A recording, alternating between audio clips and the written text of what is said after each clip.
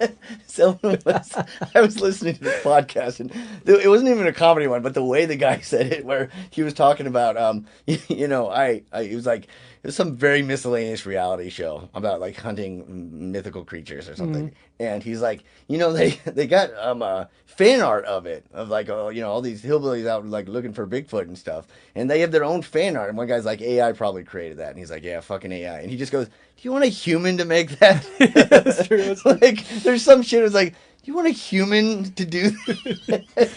To just feel like everybody has fan art. Okay, Phil, make some fan art. And like, or just make this greeting, or just all this like vapid, stupid shit. It's like, Absolutely. Oh my God. And that's another thing too, is just that that's why like work already has, especially in a corporate world, or just stuff like, it already has the work voice, right? The emails, everybody's like, I hope this email finds you well, all those jokes about all that stuff like that. Man, it's just our voices will be indistinguishable. It'll be indistinguishable, just because we'll use, how many stupid emails do you just sit and you write and you want it to sound in a way, yeah. like you just, I don't know. It's so much stuff that again, I go back to, actually may be good, but we just don't know. Well, it's definitely, even if it's good in the long term, it's going to suck ass in the short term. I know. We're in the crazy phase right now. We're already seeing it. You go on YouTube, like half of it is just AI generated slop. I know. And here's one thing, okay, as far as creativity amongst the myriad problems that are there, one of the biggest things too is when I talked about AI just shooting out shit in the world, like there's something about not wanting to repeat something creatively. Like if you have a really good idea or a really good song or a really good article or something like that, or a really good book, and you find out that there's something similar to it, and it's not about stealing or anything like that, but you're just like, okay, well, Yeah. Like one guy made a really good point where he goes, it sucks to have a really good idea done mediocrely, because then a bunch of people aren't going to want to do it. And it was just like, man, that was fertile ground for something, but it's already been done, so no one wants to do it. Now what happens if AI just is shooting out everything everywhere, where you're just like, Absolutely. okay, it just feels like we're, that's why, that was another thing I forgot to mention earlier, why I brought about the stealing thing, where it's just like, it's going to get to a point where the good stuff is going to be indistinguishable from the mediocre stuff, but if it's already in tune with that stuff, algorithms and all that shit, we're just gonna get just fucking heaps and heaps of mediocre stuff. Exactly. Oh yeah, heaps and heaps, and it'd be totally overwhelmed by the amount of stuff out there, content being produced 24/7 at superhuman rates and speeds, every movie, every music idea.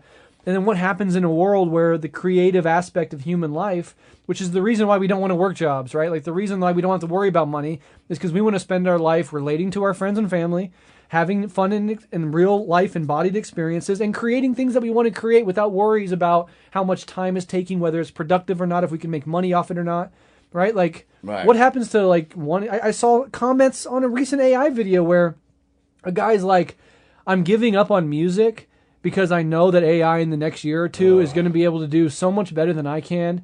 And it's just fucking useless for me to even keep on this thing. And I replied like, dude, keep up with music. You don't have to monetize it or make any productive, but just the act of creating something and putting your emotional and creative being towards something and getting better at something, even if nobody else ever hears it, it's edifying spiritually and existentially in and of itself. Don't give up on it because AI can outcompete you with it, right?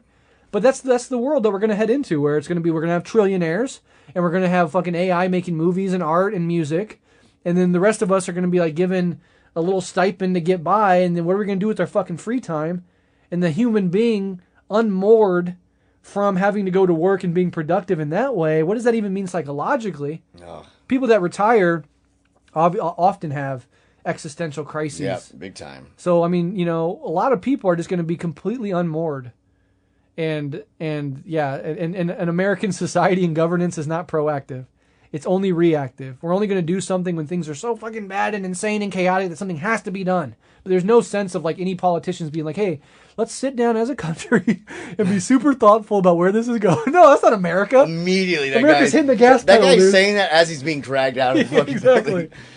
In America in particular, like Europe is more chill with it. They're more like thoughtful and regulated. China's more like, hey, we're doing this in the national interest. We're doing this with a government concerned about 5, 10, 20-year plans. America's like, fuck it, baby. Hit the gas and see what happens. Which, I mean, does create a lot of stuff, but what does that stuff go to? Yeah, exactly. You know, talk about like profit and stuff like that's one of those things you look at. It was something you actually posted on, I think it was you, on Instagram about like how the minimum wage hasn't changed from like 2009 and stuff like that. Yeah. Shit has gotten so much crazy better. While CEOs have quadrupled 100 times their income. Even beyond the CEO thing, what was sadder, I think the saddest thing was just that no change in the minimum wage. Like the average, like that is fucking why? That's not even like the CEOs necessarily making it. That's a fault of like national government. That's because both political parties are owned by a donor class of corporations and rich people who own property, and they do not want to pay higher wages, and so they pay off both parties to ensure that minimum wage never gets passed. And when the Democrats do propose a bill for a minimum wage increase, it is Democrats themselves, a couple Democrats themselves,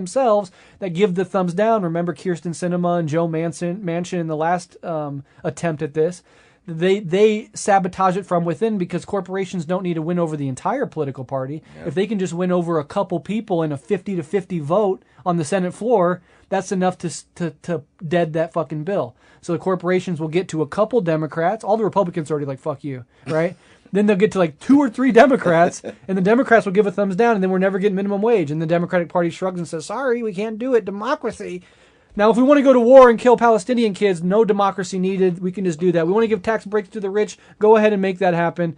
You know, we want to open up public land to private drilling and extraction for fossil fuels during climate crisis. No democracy needed. You want to raise the minimum wage by a couple dollars? Hold on. We got parliamentarian rules, and we got strictures. Haven't you ever heard of checks and balances, young man? The founding fathers made a government. Checks and balances, dude. Oh Fuck my you. God, checks and balances. Fuck you.